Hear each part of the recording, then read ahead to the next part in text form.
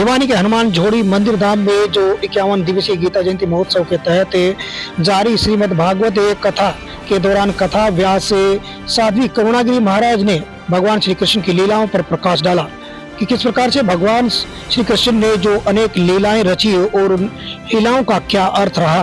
इस प्रकार का संदेश उन्होंने कहा कि मानव जीवन पर भगवान श्री कृष्ण की लीलाओं का बड़ा जो प्रेरणादायक असर पड़ता है कि किस प्रकार से भगवान ने लीलाएं जो रची और उससे क्या संदेश देना चाहा।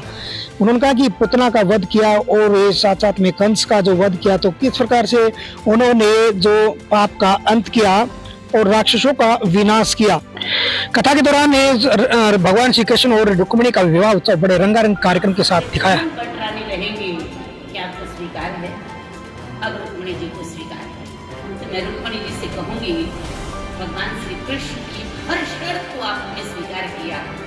भगवान ये राजा की बेटी है, क्या आप इन्हें अच्छे से रखोगे? अब धीरे धीरे बोल रहे हैं। और जो कोई भी राजा या महाराजा जब अपनी बेटी की शादी करते हैं, हाथ जोड़ के यही कहते हैं, गरीब की बेटी है, संभाल के रखना। जब रुक्मिणी चाहेगी तो माँ पिता से मिलवाने ले जाओगे, ले जाएंगे। यदि यही शर्त स्वीकार है तो सप्तपदी के रूप में रुक्मिणी जी एक कदम आगे बढ़ाएंगी, भगवान श्री कृष्ण अपना एक कदम आगे बढ़ाएंगे, दायां कदम, दूसरा नहीं। अब रुक्मिणी जी एक कदम और आगे बढ़ाएंगे, भगवान श्री कृष्ण दूसरा कदम आगे बढ़ाएंगे, अरे जाएंगे महाराज। रुक्मिणी जी तीसरा कदम, दायां कदम आगे, भगवान श्री कृष्ण का भी 3 कदम हुए, भगवान श्री कृष्ण का रुक्मिणी जी अब छठा कदम लिए। अब ये है सप्तपदी। रुक्मिणी जी को कहूंगी, भगवान श्री कृष्ण को वरमाल पहनाए, वरमाल पहनाए, भगवान का स्वागत करें। अब भगवान श्री कृष्ण से कहेंगे, आप राजा की बेटी स्वीकार करें। बोलिए कृष्ण और रुक्मिणी का विवाह उत्सव वैवाहिक जो कार्यक्रम होता है उसी प्रकार से दर्शाया गया। इस अवसर पर भिवानी के विधायक घनश्याम सराफे ने यहाँ बतौर मुख्य अतिथि के रूप में शिरकत की और वहीं पर जो विशेष अतिथि के रूप में भिवानी नगर परिषद के चेयरमैन भवानी प्रताप यहाँ जो पहुंचे और इस अवसर पर विशेष सानिध्य बाल योगी महंत चरणदास महाराज का रहा।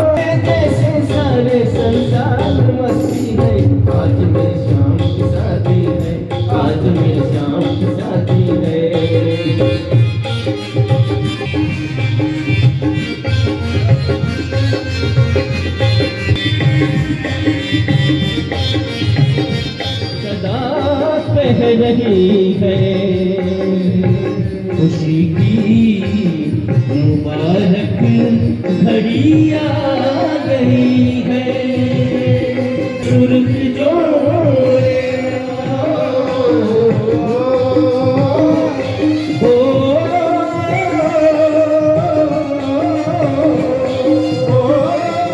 का सहरा सुहाना लगता है, कान्हा का सहरा लगता है, दुल्हन का तो दिल दीवाना लगता है, कान्हा का लगता है, दुल्हन का तो दिल दीवाना लगता है।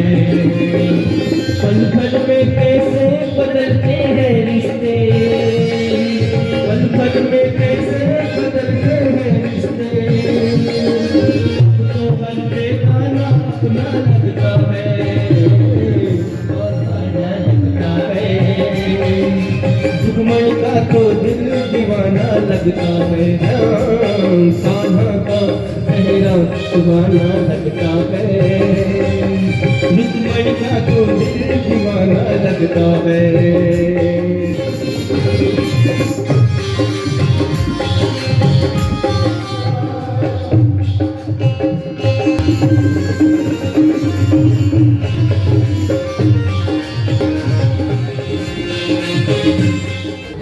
कथा व्यास ने में साध्वी करुणागिरी महाराज ने कहा कि श्रीमद् भागवत कथा जो भगवान श्री कृष्ण की लीला जो दर्शाती है कि हमें जीवन में किस प्रकार से जो परिस्थितियों से मुकाबला करना चाहिए, किस प्रकार से हमें समस्याओं से ऊपर जो उठना चाहिए और किस प्रकार से हमें विकट परिस्थिति में अपने संयम को बनाकर रखना चाहिए, इस प्रकार का संदेश है जो यहाँ पर दिया गया है। साथ साथ में यहाँ श्रीमद् भागवत कथा के साथ जो भगवान श्री कृष्ण की रास लीला है वो दर्शाई गई है। फूलों के साथ करीब 2 क्विंटल फूलों के साथ यहाँ पर होली उत्सव के रूप में जो यहाँ पर मनाया गया है। ये कार्यक्रम जो तस्वीर दिखा जा रही कि यहाँ इस कार्यक्रम में फूलों की होली खेली जा रही है, जिस प्रकार से वृंदावन में भगवान श्री कृष्ण ने और गोपियों ने जो अपनी लीला दर्शाई थी, रासलीला दर्शाई थी, उसी के माध्यम से यहाँ वो दृष्टिकोण है वो दिखाने का प्रयास किया गया है।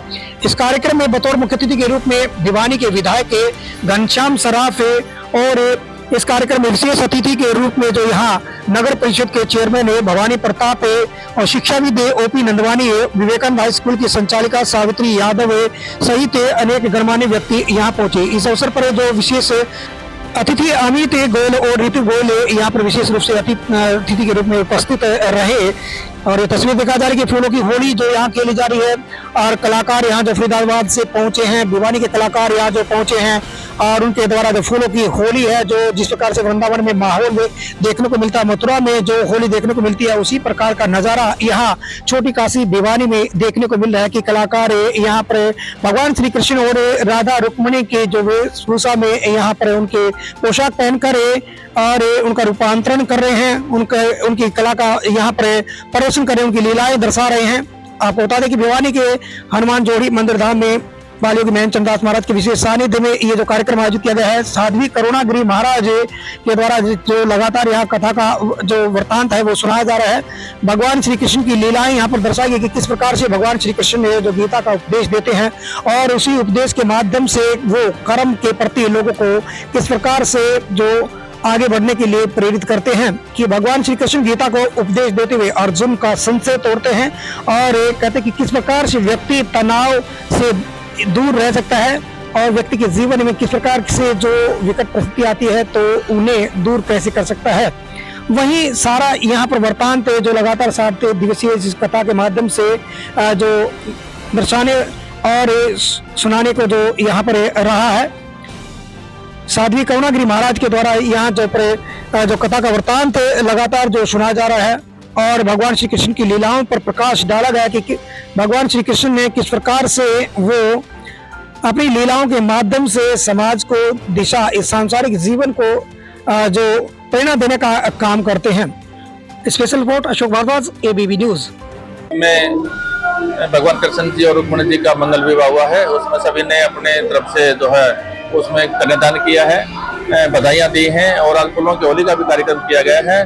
क्योंकि जो भगवान का इतना जो हमारी संस्कृति के जो सब कुछ है, संस्कृति के बनाने वाले, संस्कृति को मजबूत करने वाले, ऐसे गीता जी के माध्यम से आम पब्लिक और आम समाज और विश्व को संदेश देने वाले भगवान श्री कृष्ण जी की शादी हो तो उसमें बहुत सारे लोगों ने अपनी हिस्सेदारी की है और 2 क्विंटल करीब जो है आप फूलों के द्वारा होली खेली जा रही है। बड़ी अच्छी टीमें जो है रुक्मिणी मंगल में जो आई हैं फरीदाबाद और कई जगह। श्रीमद् भागवत कथा के अंतिम सत्र में भगवान कृष्ण और रुक्मिणी की शादी में आज फूलों की होली खेली गई, युवाओं को नशे से मुक्त रहने का संदेश दिया।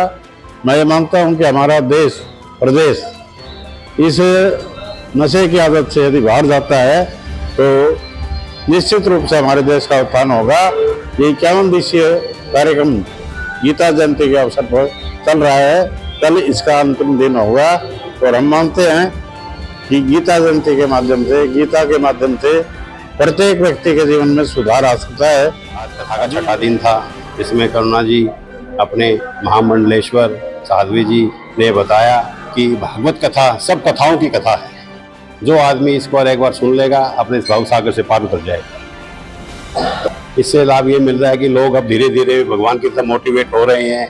जो ये समझते थे कि यहाँ भगवान सिर्फ एक मूर्ति के अंदर है, लेकिन यहाँ साक्षात दर्शन करके बड़े ही जयंती के अंतर्गत 51 दिन का प्रोग्राम है जो अभी 2 दिन तक और चलेगा, जो 21 दिसंबर को इसका समापन होगा। बिल्कुल यही कहा गया है, आपके कर्म ही आगे आते हैं। आप कर्म अच्छे करे जाओ, फल की चिंता ना करो। जैसे जैसे आप कर्म करोगे आपको फल मिलता रहेगा।